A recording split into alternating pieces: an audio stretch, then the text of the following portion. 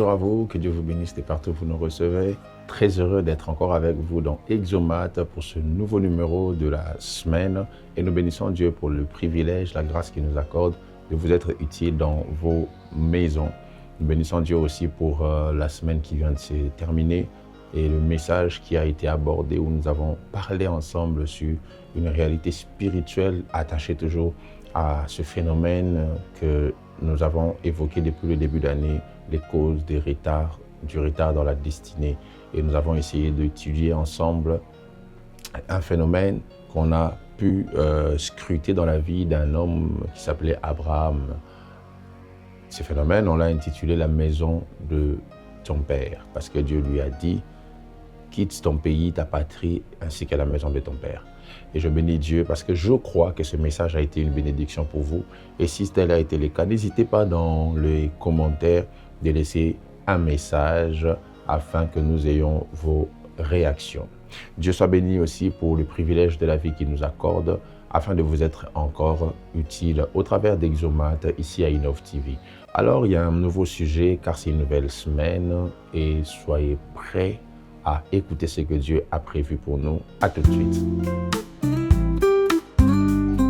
Je voudrais vous inviter à ouvrir vos Bibles pour qu'on lise ensemble un texte qui se répète plusieurs fois dans la Bible, mais je préférerais le prendre par son premier auteur qui est David. Le psaume chapitre 110. La Bible déclare de David, psaume, parole de l'Éternel à mon Seigneur. Assieds-toi à ma droite jusqu'à ce que je fasse de tes ennemis ton marchepied. Assieds-toi à ma droite jusqu'à ce que je fasse de tes ennemis ton marchepied. Et oui, c'est simple discours ou cette simple prophétie que nous allons exploiter ensemble. J'aimerais commencer par vous faire voir d'où vient cela, où est-ce que ça a commencé pour que Dieu dise cette prophétie qui, bien évidemment, ne concernait pas David directement, mais qui parlait de Jésus-Christ, qui devait venir, que Dieu devait élever pour lui faire asseoir à sa droite. Ce texte ou ce message nous enseigne beaucoup de vérités. Ça nous enseigne le processus par lequel Dieu nous fait passer pour nous positionner ou pour nous élever. Ce processus étant long, Dieu l'utilise d'une manière à ce que nous soyons préparés et que nous comprenions toutes les réalités autour de la manière dont il fait les choses pour nous emmener à être stabilisés ou soit positionnés. La Bible dit « Assieds-toi à ma droite jusqu'à ce que je fasse de tes ennemis ton marchepied. » Comme j'ai dit, ici nous voyons une prophétie qui concerne le positionnement. Vous devez savoir que Dieu fait tout au travers de ce qu'il a déjà fait. Et ce qu'il a déjà fait, c'est de nous mettre dans un espace et dans le temps. Mais lui-même n'est pas soumis et à l'espace et au temps. Dieu est au-dessus de l'espace et du temps. Dieu surpasse, outrepasse. Dieu domine sur l'espace et le temps.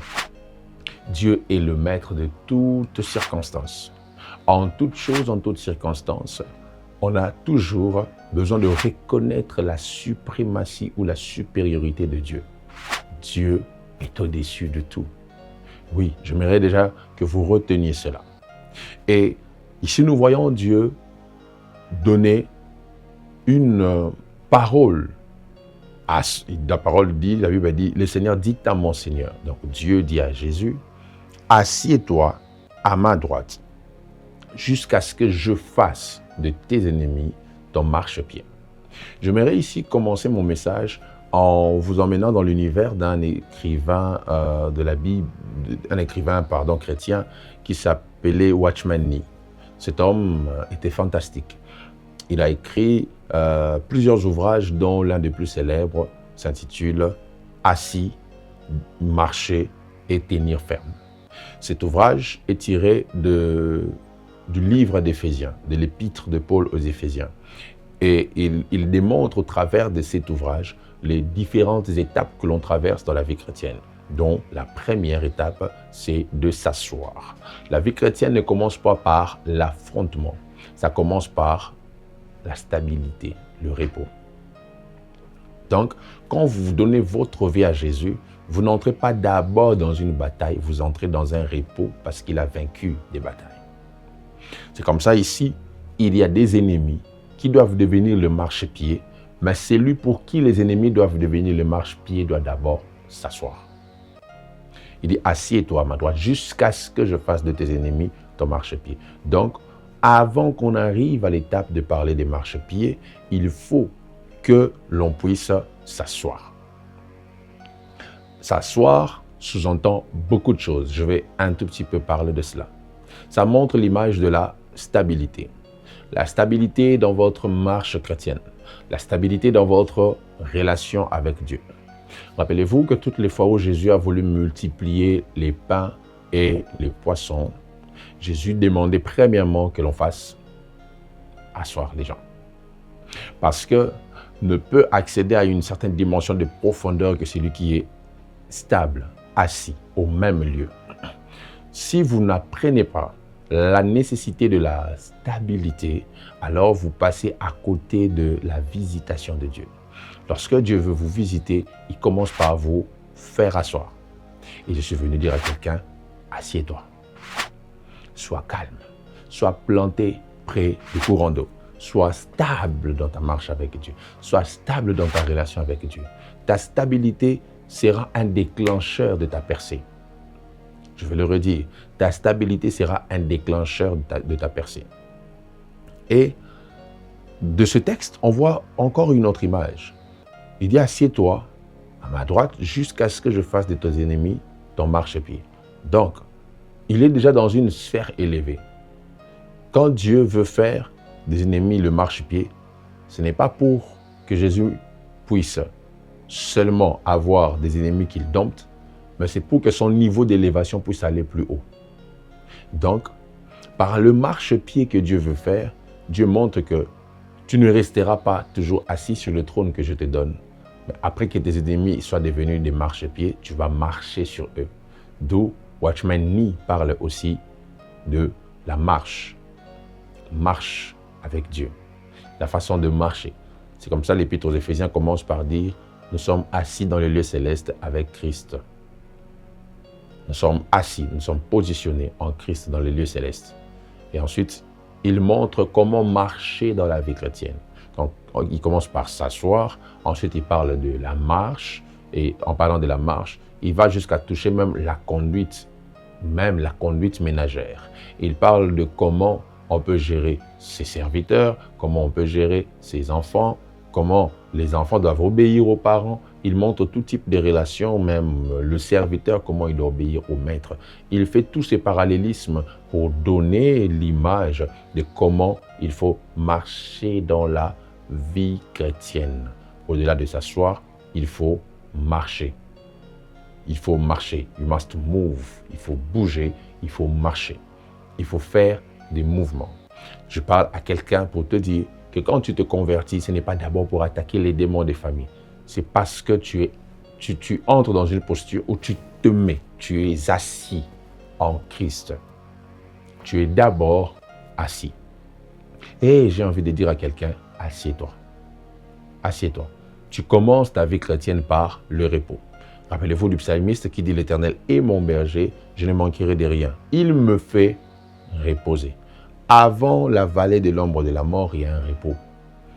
La vie chrétienne, c'est aussi le repos. Alors, reposons-nous un peu. On continue dans peu de temps. Voilà, le repos n'est pas éternel. Donc, quand on se repose, on revient pour continuer à travailler. Et là, après le repos, j'ai parlé de la marche. Mais après la marche, c'est là que l'apôtre Paul, parlant de ce que Watchman Nee explique, et même c'est la structure de l'épître aux Éphésiens, il montre qu'il faut maintenant tenir ferme face à ce qu'il appelle les ruses du diable. C'est là que vient le combat spirituel. Autrement pour dire, si vous n'êtes pas assis en Christ, si vous ne savez pas comment marcher selon Christ, vous n'êtes pas éligible à mener le combat spirituel. Qu'est-ce qui fait que plusieurs ne gagnent pas les batailles spirituelles? C'est parce que plusieurs de ceux qui veulent mener les batailles spirituelles ne sont pas d'abord assis. Ils commencent directement par se battre, mais ils ne sont pas assis. Tu n'as pas la connaissance qu'il faut. Tu n'as pas le caractère du Christ en toi, mais tu veux mener des batailles spirituelles. Ça ne se passe pas ainsi. Donc l'affrontement vient après la stabilité. Je reviens sur mon texte. Le Seigneur dit à mon Seigneur, assieds-toi à ma droite, jusqu'à ce que je fasse de tes ennemis ton marchepied. Voici les exigences du positionnement, parce que c'est de ça que je parle. La première exigence du positionnement, c'est le déplacement. Pour être positionné, il faut se déplacer vers le siège. Il faut se déplacer vers le trône. Il dit, assieds-toi donc, fais le mouvement vers le trône que tu es appelé à avoir ou à occuper. Dieu peut réserver quelque chose pour toi, mais il attend que tu te déplaces vers la chose. Il attend que tu fasses le mouvement vers la chose. Viens t'asseoir à sa droite. Viens te positionner à ses côtés. La deuxième des choses que j'aimerais nous dire sur le positionnement, c'est que le trône s'occupe. Je reprends ça. Le trône exige l'occupation. Il dit, assieds-toi. Il y a un trône qui est vide. Et il y a une invitation à s'y asseoir, à s'y mettre. Tant que vous ne vous donnez pas la peine de vous asseoir sur le trône qui vous a été donné, alors vous ne pourrez pas réussir avec Dieu. Quand Dieu dispose un trône, il attend qu'on occupe ce trône. Quand Dieu prépare un trône, il attend qu'on se mette sur ce trône.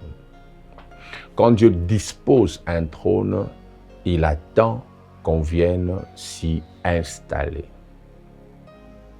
Le trône s'occupe.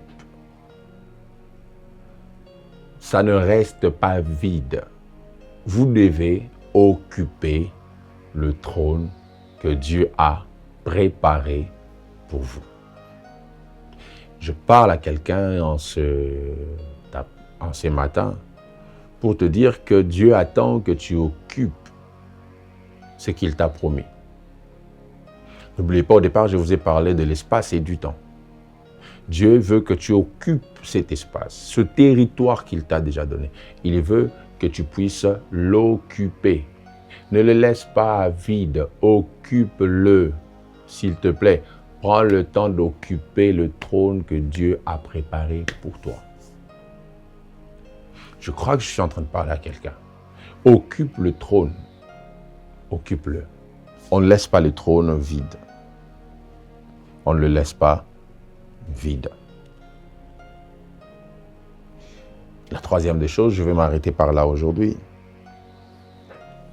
La troisième leçon que j'aimerais nous donner sur le positionnement, c'est que le positionnement exige la stabilité. Vous l'avez compris, la stabilité. Écoutez ceci. On ne vient pas à la droite de Dieu pour rester debout à côté de lui.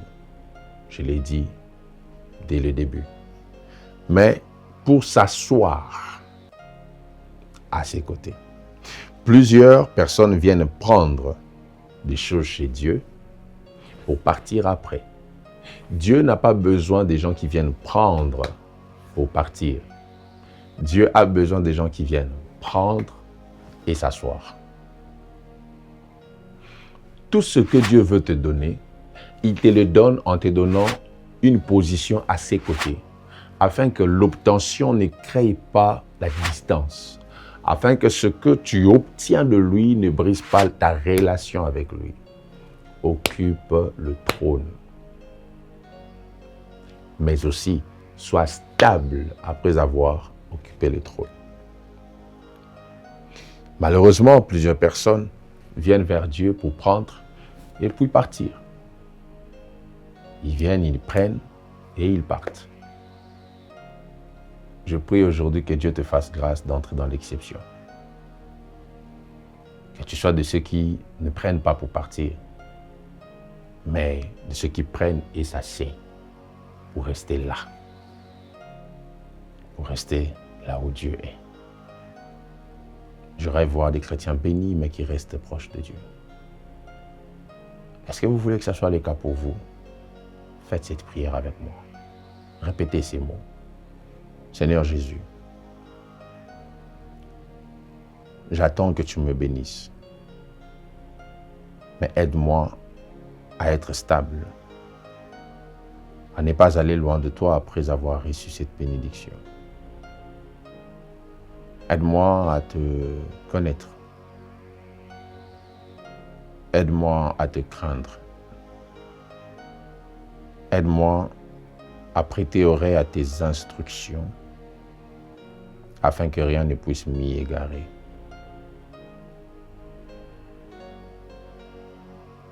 Je compte sur toi. Je dépends de toi. Et je te veux. Au nom de Jésus. Amen. Dieu vous bénisse. À la prochaine.